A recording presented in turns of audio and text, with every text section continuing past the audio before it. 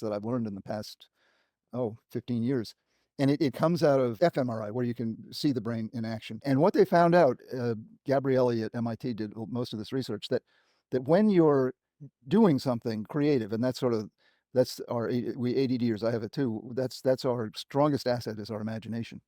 And when we're doing something, using it to bake a cake or write a book or design a building, when we're involved in the act of creation, which is, where we are at our best, 4 different regions of the brain light up, neural networks, and together they're called the task positive network. It's a connectome, which it's not a separate region, but it's 4 different regions, each contributing. So it's like 4 different states, each contributing something. And the task positive network is where we do our best work, where we're in the groove, we're in the zone and in flow, right? In flow, in the zone, exactly. Then we're in the TPN, the task positive network. And boy, you want to stay in the TPN as long as you can, but you can't stay in it all day. That's the thing about, by the way, that's just the thing about focus anyway. You cannot, we're not a machine. Machines can do this. They can stay wherever you want them to indefinitely, as long as they've got a source of energy. But our brains cannot do that. So we can't stay in the TPN indefinitely. So when we're finished whatever we're doing, or when we wear out and have to go for a break, you can see on fMRI, the TPN shuts down. These regions all go dark. And the old thinking was the brain kind of takes a rest, because that makes intuitive sense. Nothing could be further from the truth. The brain actually uses, you actually use more oxygen and more glucose when the TPN shuts down than when it's active. So what's going on there? Well, 4 other regions in the brain light up.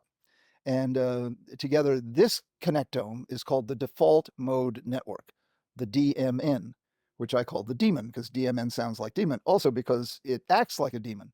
In us with ADD, you see, both the TPN and the Dmn are partake of the imagination. Another structure, if you will, that has no localization. You can't say this is the imagination here, there. It's like the hippocampus or the cerebellum, or you can't say this is where the imagination is. But you can say in these 2 connectomes, that's partaking of the imagination. It's interesting that something as critical as the imagination, we don't know where it is. But so when the demon lights up, in most people, it's just fine. But for us, for some reason, it tends to send out these relentlessly negative messages. You're stupid, you're boring, you're ugly, nothing's going to work out, you're lazy, you're everything you've thought of, you're arrogant, you're a narcissist, you're full of yourself, you're nasty, you're a disappointment to the world, you'll never achieve your dreams. I mean, we just lambaste ourselves. We just flog ourselves, and we stay riveted there. We stay attached. We stay poring over the terrible insults the DMN is sending us, and rubbing our nose in. And you say, why don't we detach? Why don't we look elsewhere? Well, remember, we ADDers were always looking for high stimulation. Contentment is too bland. You don't say she was riveted in contentment, but you do say she was riveted in despair, in misery, in thoughts of self-attack and life. That's captivating. That's riveting. It's like a horror movie, only the movie is your life. So we torture ourselves because it's stimulating. Yeah, exactly. So this is like rumination. Yeah, it is rumination, brooding, these dark states that people with ADD report consistently that they're prone to, and they don't know what to do about it. And they don't understand that they actually can do something about it. What they usually do is just tough it out and go through these. And what's really bad is when they believe what the DMN is saying, when they mistake it for reality, when they believe their life is going to turn to poop, when they believe they're a useless piece of blank, and when they mistake the imaginations of the DMN, the demon, for reality, which they're all too ready to do, because people with ADD, their self-esteem tends to be tenuous anyway. So if some voice comes along and says, yeah, you suck, you're right, you suck, they'll nod, yeah, I do suck, you're right. And so, a lot of times I start problem solving. I'm like, oh, okay, yeah, this friend must hate me. What do I do? How do I fix this? And I start problem solving. It's the optimist in you. That's good. That's good. The trick is, number 1, recognize it when it's happening. You say, this is the demon. This is not insight. This is not my discovering a eureka moment that life in fact sucks and I suck too. No, this is imaginary. This is a figment of your imagination. And then the way to shut it off, you think for a minute, what can the brain not live without? Oxygen and glucose. And how do you shut those off? You switch your attention. So you no longer feed the demon with your attention. Without your attention, it can't survive. Without your attention, it goes dark in a second. The minute you look at somewhere else and pay attention to something else, it's gone. It's a figment of your imagination. So How can you tell? Because mine's very convincing. it's always convincing. That's the thing. It's always convincing. And don't try to argue it, because it'll out-argue you every single time. It's like the devil, because it's your creation. You have to be able to say to yourself, I've done a lot of good things in my life. You have to call on your common sense and your reality. You're wrong, demon. Shut up. And then redirect your attention as quickly as possible. And so you want to have a Rolodex in your mind, to use an obsolete term, a Rolodex of other things you can focus on or do. A quick burst of exercise works wonders, but make it vigorous. It's got to take you out of the moment. Doing something creative, bake a cake or write an email to somebody that you care about. Loud music can do it. Call up a friend and have something of an in-depth conversation, not just chit-chat. These are all ways of shutting down the demon by means of focusing on something else. Because the minute you shut off its access to your attention, it's gone. So you're engaging the task positive network to shut down. Exactly.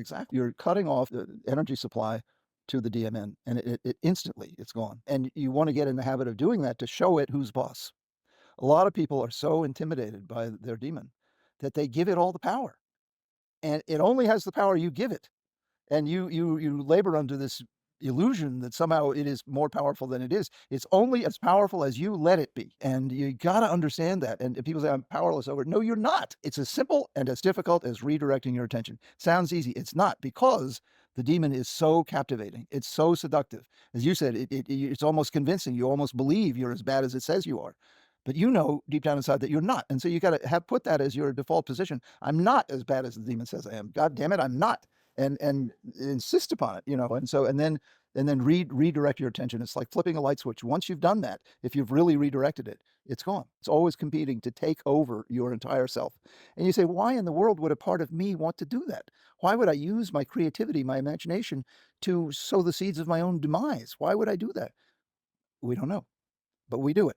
And it's the flip side. I mean, everything in ADD has two sides. The most wonderful gift we have is our imagination. The most horrible curse we have is our imagination. It's the price we pay for being so imaginative. But what you need to do to not suffer unnecessarily is learn that you have control. You have the power to flip that light switch. But you got to learn how to do it, because it will send out tentacles and try and hold on to you. It'll as you're trying to, it'll bring you in. It'll try to bring you into its lair, and so it can continue to torture you.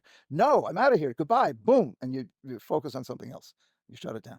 So how do you shift your attention to something else? Oh, I've gotten pretty good at it. But, I can absolutely be seduced by the demon. But one thing I often do is write.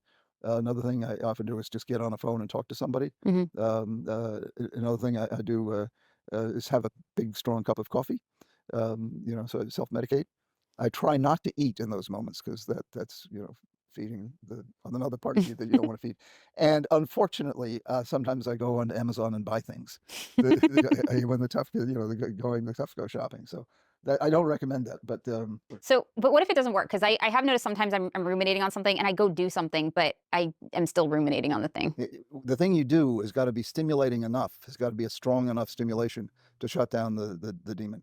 The demon is powerful, and reading the phone book won't shut it down. So you got to find something that's in itself stimulating enough to outstimulate the demon. Well, this reminds me of another thing that you taught me, which is never worry alone. Oh, yes, absolutely. Because sometimes the demon isn't just attacking your self-esteem. Sometimes it's worrying about a million things, right? Totally, absolutely. Yeah, absolutely. You just line up every bad thing that could happen, an infinite web of what if this, what if that, what if this, what if that. And we're very good at producing long lists of things that could go bad. And you're so right. If you can talk to someone, the act of worrying with someone immediately. See, the two key variables that create worry are a heightened feeling of vulnerability and a diminished feeling of power and control. So anything you can do that increases your feeling of power and control and reduces your feeling of vulnerability will reduce toxic worry.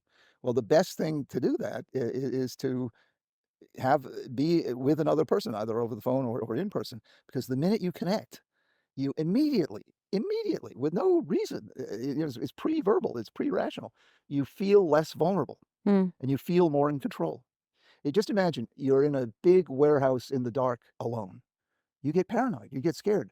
If you're in that same big dark warehouse with someone, you laugh. You crack jokes about Exactly, horror films and exactly. So, there is magic in connection. There is, and it's a great way to dispel worry. And not to say you go into denial. The complete absence of worry, that's bad too. It's called denial. You don't go into a state of denial, but you retain your reason. You retain rationality, so you're not exaggerating the risks and minimizing the tools you have to protect yourself.